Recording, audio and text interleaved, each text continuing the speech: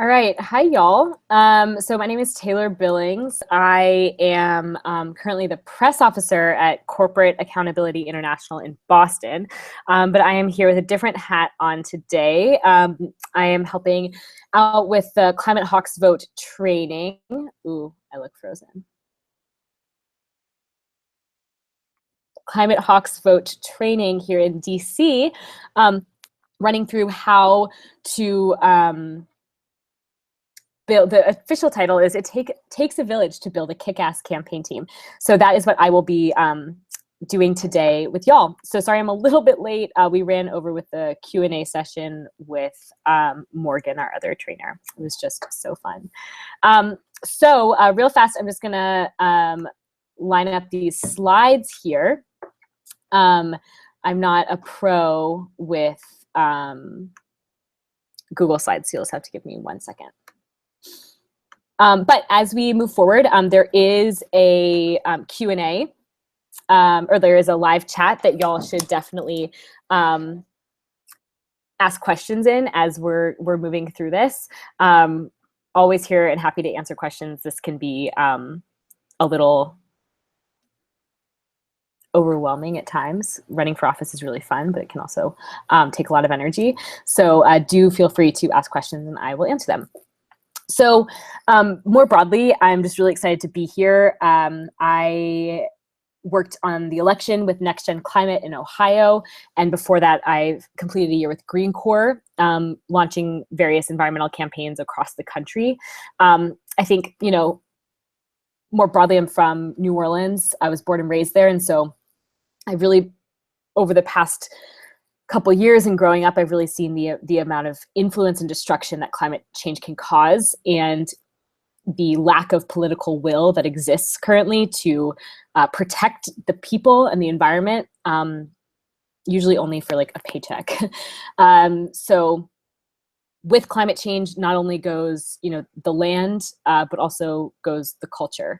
So, you know, in New Orleans and southern Louisiana, up and down in between Baton Rouge and New Orleans, we're losing a culture due to the mass erosion that's happening, the mass pollution that's happening, and the inaction of our elected officials to protect the culture and people that I love and that so many others love too. And not only in Louisiana, obviously across the country, across the world, climate change is happening. I don't need to tell you all that, but we need people in office who can govern with compassion, can govern with love, and can govern with the tools necessary to take action on climate change and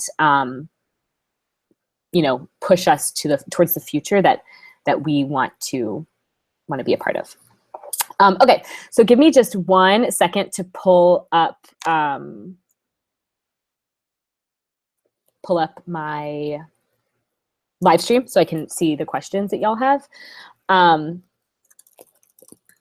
me just put this up. Okay, so in the meantime, like I mentioned, welcome.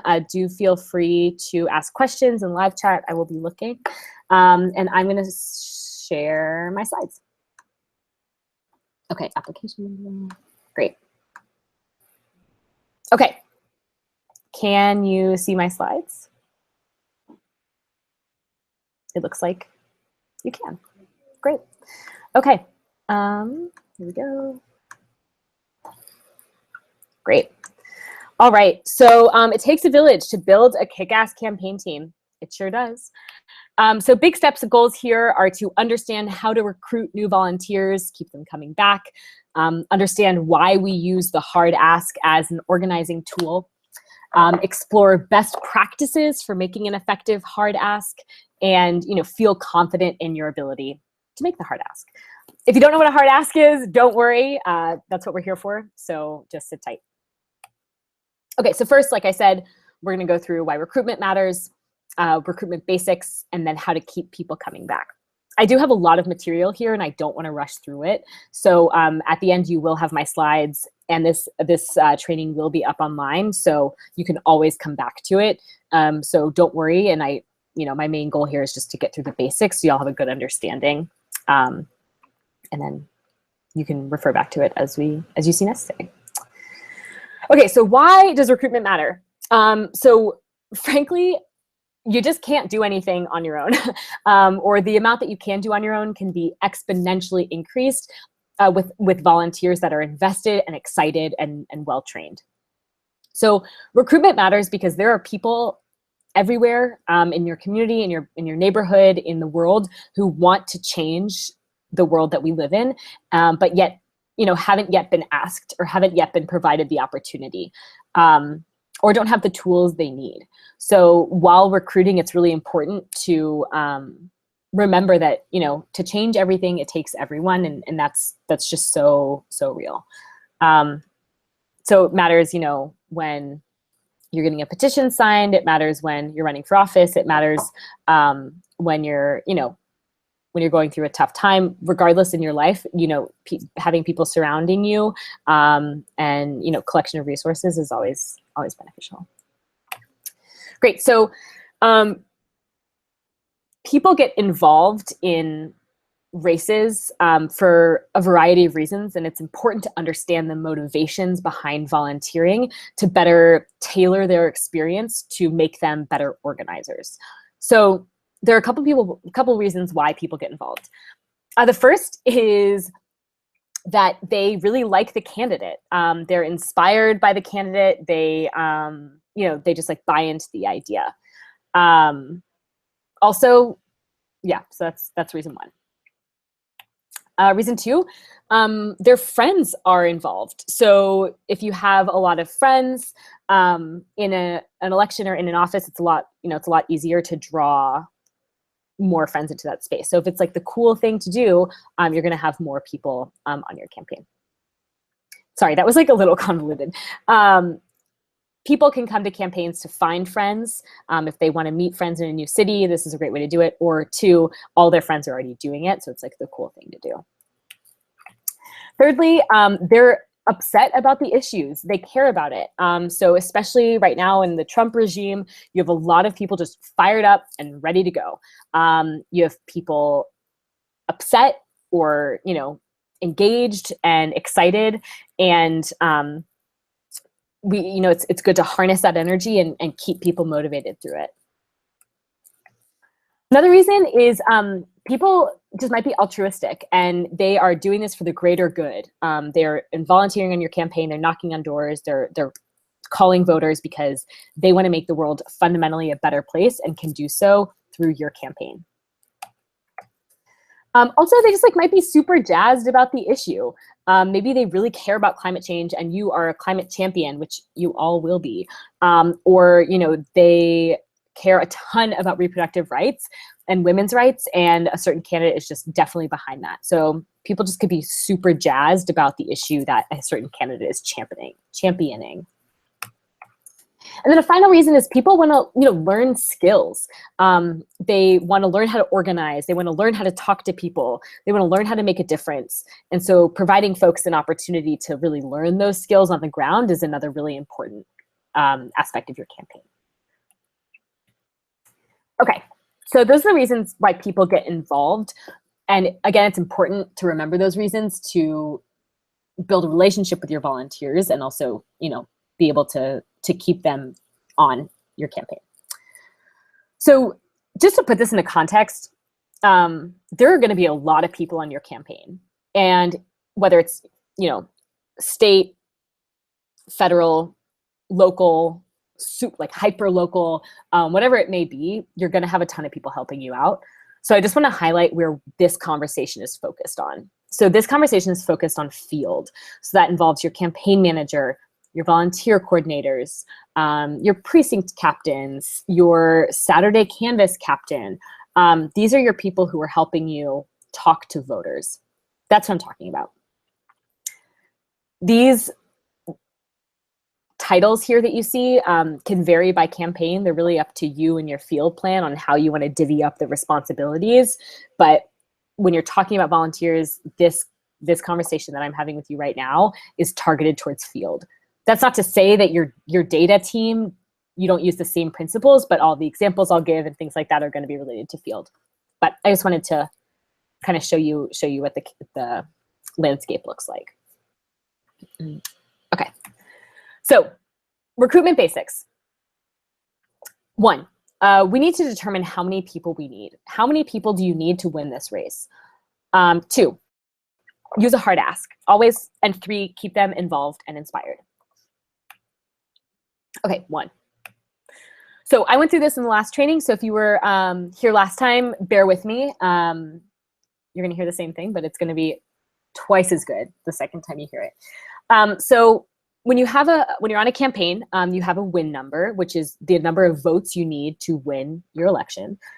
And you're gonna get those votes by doing a variety of tactics, meaning how you're gonna talk to your voters. So some of those tactics include phone calls and dropping literature and street canvassing and door knocking. And each one of these tactics will get you more contact with the voters.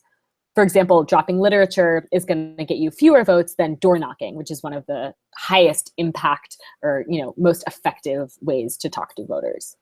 So anyway, this is just a short example on how to determine how many people you need. So let's start with door knocking. So when you're determining how many people you need, how many volunteers you need on your campaign, there's kind of a science to it because we know on average how many people you talk to during these different tactics. So for example, on average, with phone calls, you can usually talk to you can dial 35 phone numbers an hour and talk to 10 people. If you're knocking on doors and you're in a suburb, you can usually knock on 15 doors an hour and talk to 4 people an hour. These are just numbers that will help you plan for how many volunteers you need. When we were doing GOTV, so the last couple days leading up until the election, we calculated out how many volunteers we needed for the whole state of Ohio. And we drew them out on big Post-its and had them all around all of the offices, floor to ceiling, all of the shifts, like all of the volunteer slots we had. And it was like very visual representation of how many people we needed to get included in this movement to make the election happen. So these constants helped us figure this out. Okay. So again, to determine how many people we need, you're gonna start with your win number. You're gonna figure out how many of that win number you're gonna take from door knocking, for example. And then once you have door knocking, you're gonna have a goal, which is, say, you need to talk to 864 voters in 10 days. And this number is gonna come from your field plan, which again, derives from your win number. So how many volunteers will you need for 864 voters in 10 days? So you're gonna divide the total number by how many voters you can talk to in an hour. And that means in 10 days, you're gonna have to do 144 hours of knocking. But the power of the volunteer means that you yourself will not have to be out there for 144 hours knocking on doors. It means that if you divide it by 3, you'll get 48 shifts, which means just 48 volunteers over 10 days knocking on doors for 3 hours each. Now, if you hate math and this is just like not resonating with you, do not worry. You have folks to do this with you on your campaign that are have math tendencies and love this kind of stuff. But it's still important to understand, it's not just we need everyone. It's like, okay, yes, we do need everyone, but like really, how many people do we need minimum to pull this off? And this is the information we need. So for example, with the People's Climate Mobilization we just had yesterday in DC, where over 200,000 people showed up, that was a calculated number, right? Like the organizers of that march most likely set a goal and worked backwards to determine how many buses they would need, how many marshals they would need in the crowd, how many trainers they would need to train the volunteers that were volunteering day of. And it all came from math like this. So it's very calculated, which is kind of nice because you can rely back on the numbers. Anyway, so you'll take these shifts and you'll divide it over 10 days, and that means you need 5 volunteers each day to talk to 164 voters in 10 days. Great. This is how large your swath of turf or doors knocked you would need to talk to 164 voters in 10 days. Just reference. Again, if you are just like not getting this, ask a question, obviously, in the live chat and I can answer it. But I wouldn't sweat this too much. It's just a matter of process that you should be comfortable with. Okay, I'm gonna move on. After you determine how many people you need, which we just did, it's 48 volunteers over 10 days. When you find these people, you wanna use a hard ask. So the hard ask is made up of 3 main pieces. And again, a lot of this information is taken from or gleaned from Wellstone, which is a great resource. Democracy for America, which is another great organization. And also I did a presentation pretty recently with Michelle Kleppe, who worked with the Hillary campaign. And so a lot of this information is blended from those 3 sources. And they all have a lot of other resources online that are worth checking out, just as a heads up. Okay, and major cred to them. All 3 are incredible organizers. Okay, so hard ask. Made up of language, how you ask the person. It's made up of audience. Do you know who you're asking? And then third, which I'm going to talk about now, is mindset. When you're asking someone of something, it's incredibly important that you remind yourself that you are providing someone with an opportunity. Something that's like so clear to me is when my first time I was petitioning in Colorado Springs. We were petitioning again for the Clean Power Plan, just to raise support for it and send it off to the governor of Colorado to show that Colorado Springs supported the Clean Power Plan. And Colorado Springs is notoriously a pretty conservative area. And I was petitioning on a corner by a subway. And I was on the corner waving people down. And off in the distance, it was a really clear day.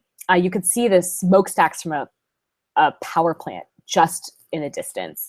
And it was like I was seeing what the Clean Power Plan was aiming to regulate.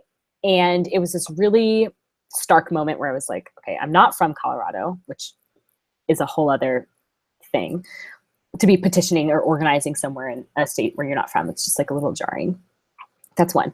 2, I could see the power plant. And 3, I knew that this was a conservative area. And so I was supposed to be gathering petition signatures, and I wasn't hitting my rates, meaning that slide I showed you earlier, I wasn't getting the amount of petitions expected in that hour. And my boss noticed and came over and was like, Taylor, what is going on? Like, what's happening here? Why aren't you hitting rates? I was like, I don't know.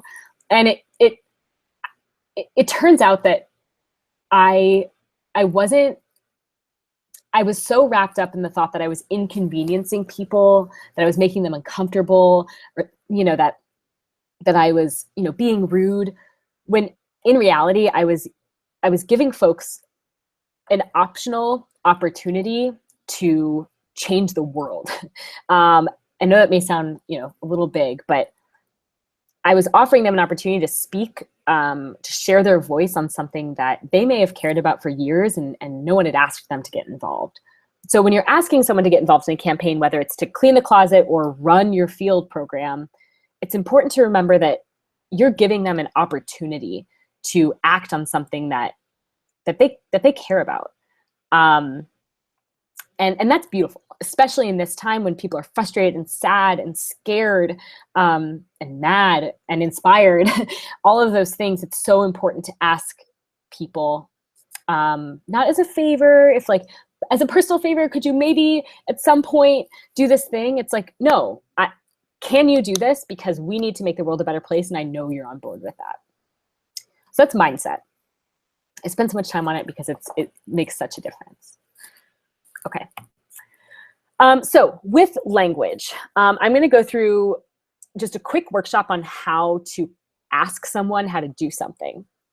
So you'll see this is a funnel, or it's an upside down triangle, but imagine it as a funnel. And when you're asking someone to do something, you want to start with a big picture, and then get narrower and narrower and tailor it to why they are the right person to do the thing. So, for example, it's not what I want to stray away from is, oh, would you mind actually making a few phone calls for me, that I would really appreciate it. That versus a more contextualized, bigger picture of an ask that allows the volunteer to see where they're fitting into this big picture. I'll explain in a second. But first things first is you want to mention the big picture, why all of this matters. Often is, I want to live in a world where XYZ. The second sentence you want to build into this is why this campaign? Why does this race matter? Why does this city matter? Why does this office matter? Third is why this tactic? Why does it matter that we contact voters? Why does it matter that we have volunteers? Why does it matter that our office space is organized and the materials closet isn't exploding everywhere in our space?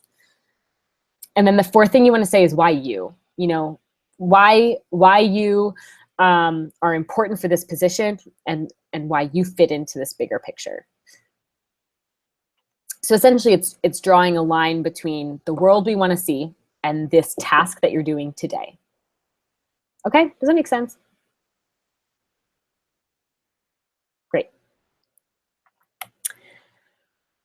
When you're asking folks, it's important to remember that most yeses begin with a no.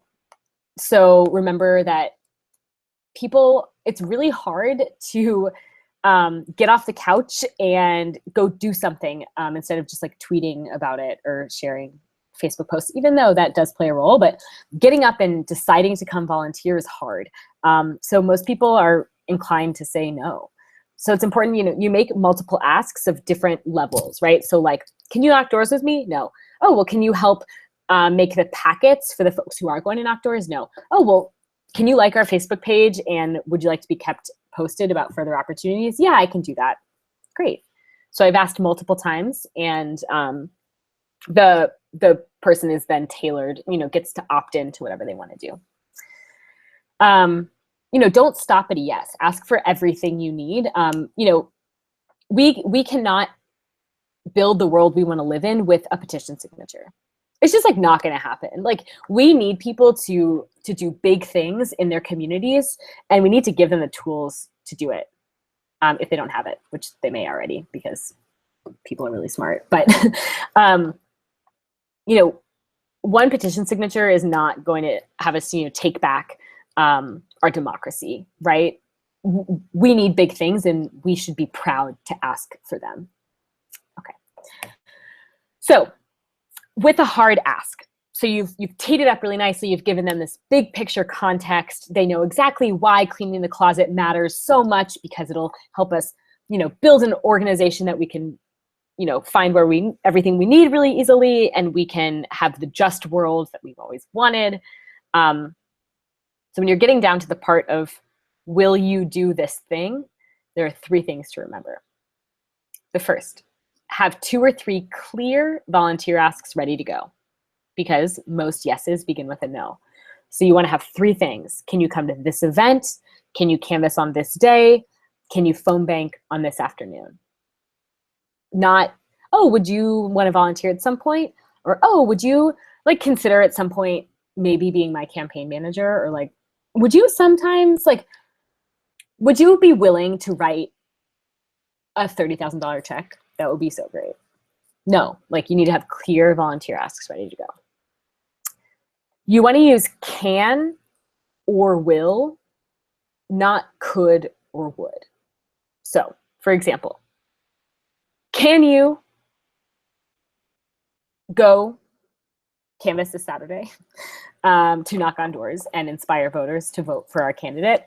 Not, could you maybe this Saturday, if you have time, could you just come out and just knock on a few doors? It'd be super fun. Great, thanks. Or would you be willing to maybe go do a few phone calls for me? That'd be really great. Thank you so much. So you want to use strong language, and I swear it does make a difference. What it does is it eliminates the maybes. So if someone says maybe to you, that's not helpful, right? You want to know if they're going to show up or if they're not going to show up. So using can and will versus could or would are 2 really easy ways to help parse out the maybes from the yeses and nos. The third thing you want to do is provide precise detail. So if the person does say yes, or when the person says yes, you want to give them very clear next steps for them to take the action. So whether that's like knowing exactly where to show up and what to bring and who they're going to meet, or knowing where your Facebook page is to like it and who they're going to share it with, or knowing where to send the check and like who to be in touch with afterwards. All of those things create more accountability around the answer yes. Okay, hard asks have personally changed my life. I find myself more and more with my friends being like, can you bring the beer? Thank you so much. Or let's meet at the park. Does that work for you? Instead of like, oh, I don't know. Like, I'm fine with whatever. Like, I don't want, whatever, food's fine.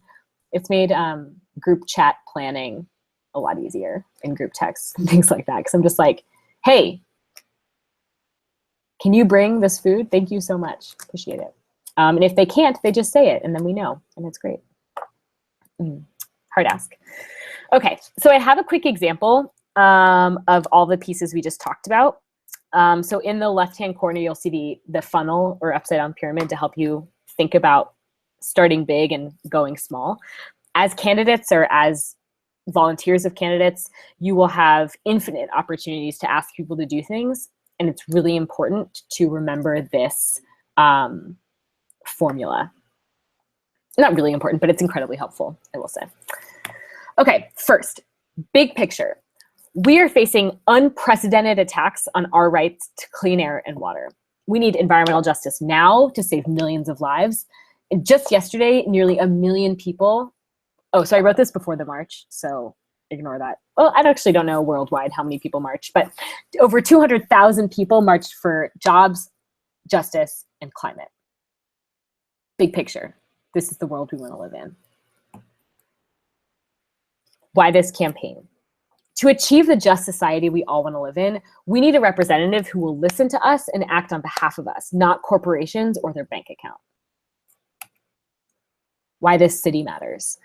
Right here in New Orleans, we know more than most how important that is. We have just 30 days until Election Day, and we'll have the chance to elect a representative who will fight for what we all believe in. But to do that, we need volunteers. We can't do this alone.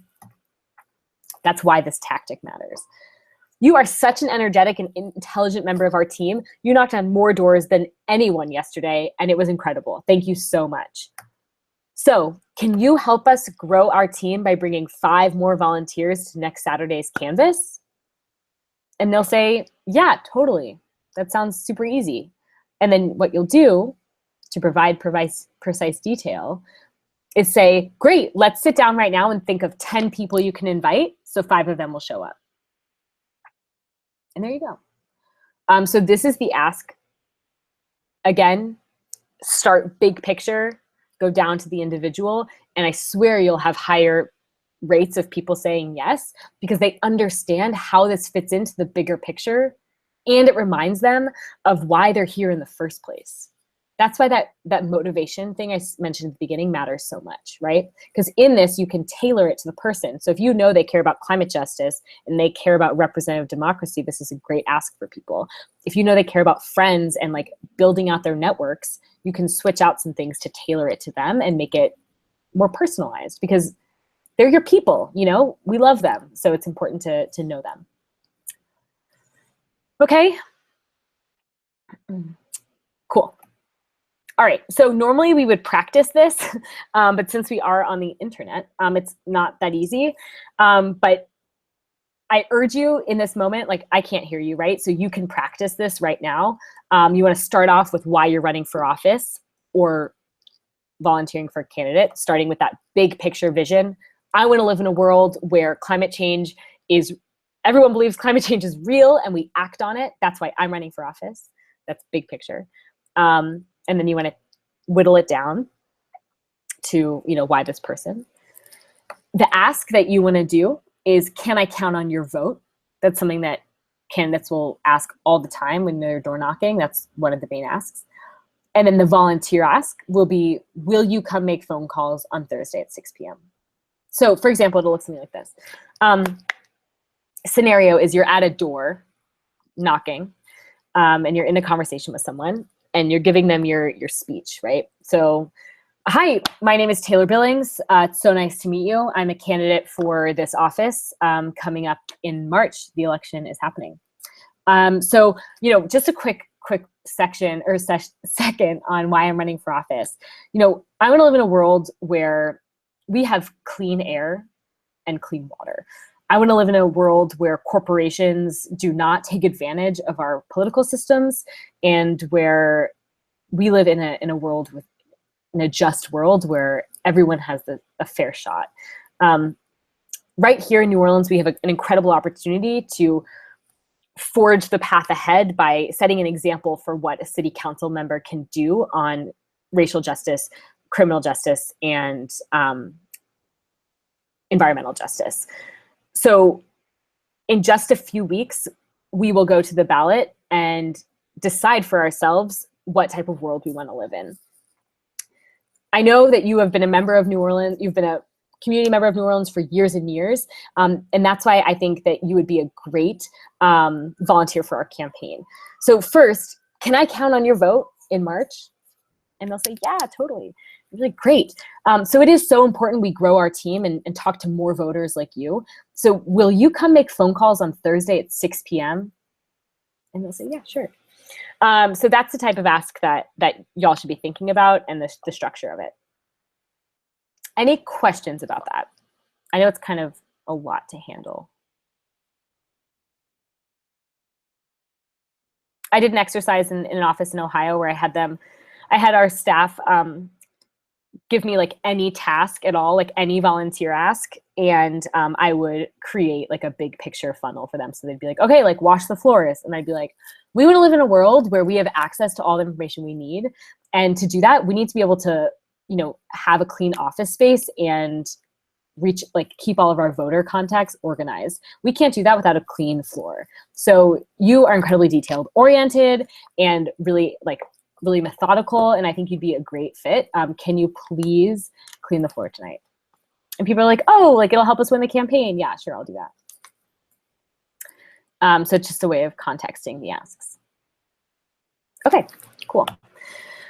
So the third step, you've determined how many people you need, you've asked them, and the third thing you want to do is keep them involved and inspired. So someone who makes phone calls one time should become a major, or has the potential, I should say, to become a major leader on your campaign. You just have to know how to develop them into a leader. So just some reasons why people stay involved. They're getting the reason why they came, right? So if they came for friends, they're meeting new people. If they came to feel altruistic, they feel like they're having a genuine impact on the world. If they came because it was like, the whole town is outraged about this one issue, they are feeling that they're making a difference on that one thing. Second reason is, they have relationships with you as the candidate, with their staff manager, with what have you. They have relationships that are making them feel welcome and listened to, and like they're growing as a person. And that feeds directly into they feel valued, right? Like we treat our volunteers with respect and with like just a sense of, really genuine appreciation and care for one another, and people will continue to show up. And also you followed up really well. People, like I said, will probably always drift to no, right? Too busy. It's too soon. It's too late. It's too hard. With really good follow-up, then you can get those people to come back to your campaign. Okay, leadership. So where does leadership happen? It happens all the time. Whenever you're talking to a volunteer, you can get them involved in leadership. One of my favorite examples of this is I was working in Maryland on my first campaign, and I met a girl named Nicole who had applied for an internship online for the campaign. And I had just started the campaign. I just started in Maryland. I had no volunteers. I had no one on the campaign except for myself. And she was an engineer at University of Maryland. And she comes in, and I start interviewing her, and she was like, wait, I thought this was a research internship on renewable energy. And I was like, oh, it's not. That is not true. And I knew though that like one, she was great. She was super personable, really cared about the issue. And two, I had no one on our campaign. So part desperation, part divine intervention. I realized that this was an opportunity for a really good ask. So I could let her know why it was so important that she joined on to the campaign, even though it wasn't a research internship. So Nicole ended up becoming the coordinator of our entire campaign over the next 3 months. She blossomed so quickly into such an incredible organizer, and it was something that would have never happened had I not asked her to do it, right? She had no interest in becoming an organizer per se, but because I asked and included her in all of the leadership opportunities, she really blossomed. And that's the role of an organizer, is to really, push from behind and provide people with opportunities to act on things they care about. So leadership all the time. Everyone can be a leader. Everyone can take on responsibility. It's just a matter of what responsibility you're asking them to do. Great. This is for reference. I'm not going to go into it. Essentially, volunteers, this is a circles of field leadership is what I call it. It's basically, there's levels of leadership within a campaign, and you want the most people to be organizers because they recruit new volunteers and they're able to train the trainers. And trainers teach the volunteers how to do the thing. Trainers and organizers are also in charge of asking volunteers to take on more leadership and become trainers and organizers. This is just reference. You should look at it later. I'd love to talk about it, but we're going to run out of time. Okay, so any questions on leadership, on hard asks, on why a hard ask is important, how to provide context, how to, tie it back to your campaign, anything like that?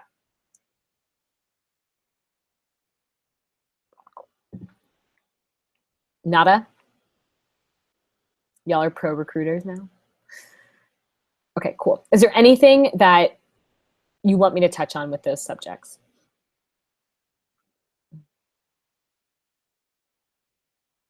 Okay, cool. All right, so recruitment basics. To keep people on board, there are 3 simple tips you should follow. First is ask everyone all of the time. Ask everyone you know, from the people you always see at the laundromat, to the CVS cashier, to the librarian, to your best friends, to your professors, everyone. Ask everyone all the time to volunteer. Lynette says that my slides are blurry. Is anyone else having that problem?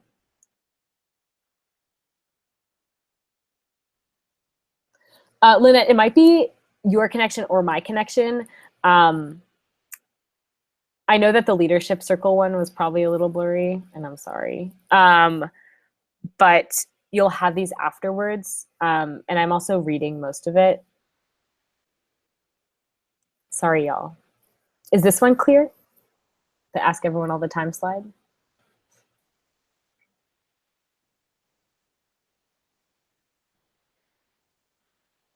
Okay, well, I'm just going to continue on. If y'all have questions, though, about what I'm saying, do ask. And I'm sorry about the blurriness. That's my bad. Okay, so basics to recruitment and keeping them involved. Okay, the first is ask everyone all of the time. So get to know them and their motivations. Tell a compelling story.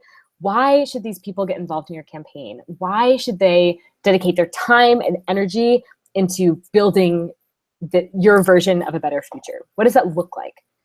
And the third is you want to give them an opportunity to get involved. Like I mentioned with Nicole, it's just important to ask people and give them an opportunity to get involved where it makes sense with them. Okay, number 2. Get people involved as soon as possible. So if you meet someone, you just went to Starbucks and you met someone who was reading Rules for Radicals next to you, which is a book on organizing, and you strike up a conversation, the next thing you want to do is ask them to get involved in your campaign, because within 48 hours, they're much less likely to say yes to volunteering than if you just ask them right away. This is a quote from Fred Ross, who worked with Cesar Chavez, the farm workers movement. When you find live wires, put them to work immediately. Find something they can do, any little thing. Get them started and ready to do more, or you'll lose them for the cause. So if you find someone who's interested, give them anything to do. Have them like sort things, have them organize, have them make posters, have them hop on the phones and read a script, have them go out and, you know, put out posters, whatever it may be, so they are ready to go and ready to be involved in your campaign. Okay. Great. Okay, the third thing that's super important and something that I think we're starting to talk more and more about as a movement is to remove as many barriers as possible. So like I mentioned, volunteering on a campaign is hard, especially for a system that has so actively disenfranchised so many people in our society, so many populations. And that's really, really hard. So when you're recruiting volunteers, it's important to think about what's keeping them from volunteering and what could make it easier for them to volunteer. So some barriers include, you know, they say they're too busy, or they're nervous, or it's a slow start. They feel like they aren't really making a difference on your campaign. They feel like they aren't prioritized. And these are all really easily remedied issues that just take a little thought beforehand as to what motivates them and what do they need from you to become a good volunteer. So especially around the like, don't have the resources seemingly necessary, working on a campaign, especially if it's far away from their home, they might not have money for transportation. They might not have money for lunch. They might not have like a water bottle for water. And none of those things should keep someone from participating in our political process. So just be aware of where your volunteers are at and meet them there to actively remove as many barriers as possible. Okay. So that is all about keeping them involved and inspired. I'm just going to pause here for a minute because we're about to talk about getting people to show up, which includes confirm calls, which is another thing. But this is where I normally stop the training because I usually don't have this much time. So I'd love to answer questions you have about volunteer engagement. It doesn't have to be things that I just mentioned, but any questions you may have or like any like worries you've had or anything like that, I'm happy to address them here. Or like scenarios you want me to walk through, anything like that. So I'll pause for just a minute. So feel free to put those in the live chat.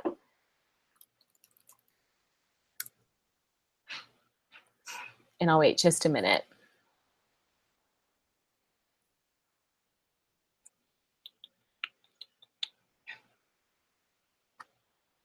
Okay. All right, any questions?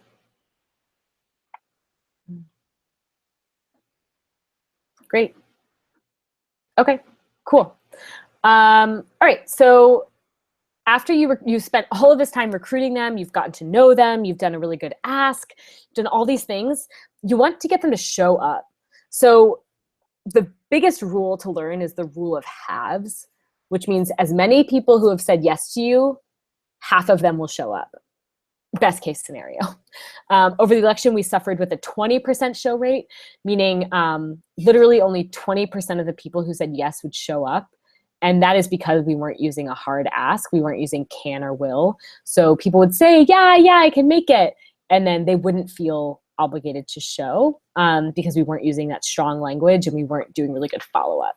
So it's the difference between 1 out of 5 showing and 2.5 out of 5 showing. Probably could use a bigger number. It's the difference between 2 out of 10 showing or 5 out of 10 showing. And that's a huge difference when you think about voter contact, right? 3 extra bodies being there, being engaged and learning your campaign is so, so valuable. So in order to get them to show up, you need to do 4 things. Well, really one thing. You need to call them before they're supposed to show up and confirm that they're going to attend. But y'all, this is important. You can't just, it's not best practice to say, hey, are you still going to be there tonight? There's like a little art to this to show people that you're excited for them to be there and that you assume that they're coming. So 4 steps. 1, assume that they're coming. Ask them an attendance unrelated question. Repeat the details. And if they don't answer, text them. So I'll give you an example here. So assume they're coming. Hey, super excited to see you from 9 to 12 on Saturday for contacting voters and making the world a better place. It's going to be so great. Not, hey, just calling to confirm that you'll be there. Or, hey, just checking to see if you're coming. This is the same mindset that we talked about earlier with hard ask. It's all about providing these folks an opportunity. You don't need to feel bad that they said they were going to come knock doors with you. That's exciting. That's going to be beautiful. 2, ask them a question. Hey, we are running short on pens. Can you bring a few? This increases accountability of the person coming and makes them feel like they're part of a team. Also, if you're running a campaign, you definitely need stuff, right? Like you either need food or paper or pens or friends, right? We need volunteers. So we always need something on a campaign. You should just ask them for it when you're on the phone with them. 3rd thing, give them the details. Let them know exactly where they're coming and what they should look for. For example, again, the address is this, on the corner of 5th Street at the trolley stop with the red awning. You'll see me in an orange shirt when you walk in. This goes back to the barriers of entry, or like barriers of volunteering. Like if a person is nervous, if they have, trouble with transportation, any of those things, if they don't know exactly where to go or who to expect, they aren't going to show. So it's all about removing those barriers of entry, making sure they feel really comfortable with going to meet you. Okay, and 4th, end the call with confidence. Cool, see you tomorrow. Not, oh yeah, I hope to see you there. Or yeah, like maybe I'll see you there. It'll be so fun. Just cool, see you tomorrow. This is one of the skills that I think people struggle most with, or that I definitely struggle most with. When you're on the phone with someone, it's like, it's really exciting that you have a volunteer and you want them to feel like you're excited and you're happy they're there. And that can sometimes translate into wishy-washy language. And it's important to have conviction.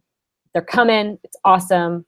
Increase their accountability, give them the details, and end the call with confidence. Okay, that was a lot of information. I know that, but recruitment is one of the biggest and best things about running campaigns. It's one of my favorite. I love volunteers. I love training them. So it's really important that y'all know how to do that and the importance of volunteers. So we have a few minutes left. I'd love to take questions if you have them. And yeah, so do ask away.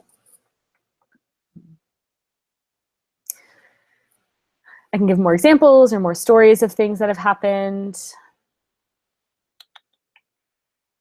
Anything y'all may, or you're totally pros at recruiting volunteers.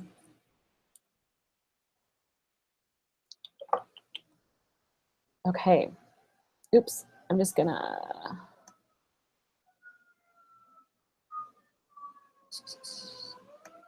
stop so you can see me. Okay. Any questions about any of the things we just talked about? How many campaigns have I worked on? Yeah, so I have worked on 4 environmental campaigns. So I worked on one in Maryland, Houston, Austin, Eugene, Oregon, and then I spent the election in Ohio. So I have spent about 1.5 years organizing, and I've been on about 4 campaigns. And they've all been lovely for very different reasons. They've all been with a bunch of different nonprofits, but a bunch of different volunteers and things like that. And have you noticed any change in the demographic of volunteers? Sandy, do you mean like broadly, or like because of different campaign areas. I think for me, it depends a lot on like the community I'm working in. So depending on like who is like most affected by this campaign, that's usually who my volunteers are. So yeah, age, definitely. So I think one of my favorite things about volunteers is that they're just like, volunteers are just like the best, right? Like who has the volunteers who are there every day and have time and have the like passion to be there learning it's just like such a unique section of people. And most of my volunteers were like college aged, like in their 20s, and then also like in their 60s. So it was like a really stark difference. Most of the like middle age were harder. They were either like in the midst of their careers, or like the campaign they didn't really identify with the campaign, or they have families. So it's like a lot of millennials and a lot of folks usually in their 60s or 70s, which is so incredible to train both of them at the same time because they came with such different opinions and thoughts. This is a great question, Lynette. Do you have any advice on how to keep paid staff organizers motivated? How does it differ from unpaid volunteers? Yeah, so unpaid volunteers, you definitely get, like, they're there for a reason, right? They're motivating themselves. There's something there. And that is, you know, not easier per se, but I think they've already opted in versus a paid volunteer, paid staffer who is like it's like their job, right? Like they'll show up every day even if they aren't like motivated per se. One of the biggest and best things you can do with this, I think, in my experience, is using that funnel ask. So with every conversation you have, with every interaction you have, you give them that big picture context that reminds them why they're here. So even if it's just like their day job, there's a reason they took that job instead, like a job on a campaign versus like at a bank or like at a restaurant, right? There's a reason there. So find out what it is by getting to know them, and before you address the crowd, before you do a training, before you ask them to do anything, just spend a quick second thinking about why you're here, and share that with them. And by sharing your vision and articulating that big picture, I think it really helps folks stay motivated. And you'll get tired of hearing it like over and over again a lot, but remember that not everyone will get tired of hearing it, because you're saying it differently to different people. And even though it may sound a bit, you know, repeated on your end, it's infinitely valuable to have that perspective and share it with your staff as to why you're there. So for example, like I should have started this training, like actually I kind of did, but like I'm here today because I'm inspired by the 200,000 plus people who marched yesterday. I'm scared for what's going to happen to my home. And I'm ready to bring more people into government that represent people like me and the issues that I care about. So whatever your reason is for being there, you should share that with your volunteers, paid or unpaid, constantly, and give them a chance to share with you why they're there, whether that's the money or whether that's because they want to change the world. Equally valuable to understand that about your staff. Does that answer your question, Lynette?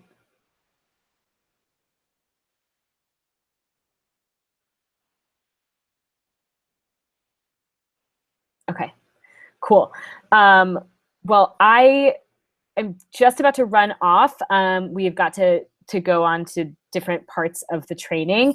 But I will say in a couple minutes, they're doing the last plenary session of the in-person training. So I definitely recommend you tune into that. It's available on our website, actclimatehawksvote.com/webinar/, I don't know.